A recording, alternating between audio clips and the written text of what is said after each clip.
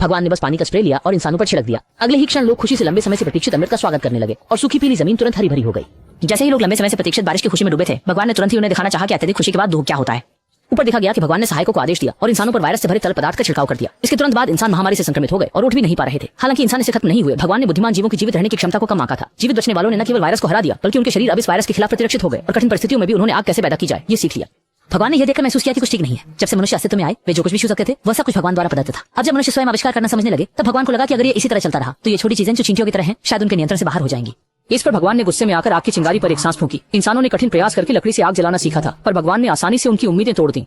यह देखकर कि यह झटका मानवता पर बहुत बड़ा नहीं था, भगवान ने तुरंत बड़ी जंगली हाथियों को बनाया और मनुष्यों पर हमला शुरू कर दिया। मजबूरी में मनुष्य गुफाओं में छिपकर जीने लगे। इन छोटे जीवों को अपनी मुट्ठी में देखकर भगवान ने संतोषजनक भाव प्रकट किया।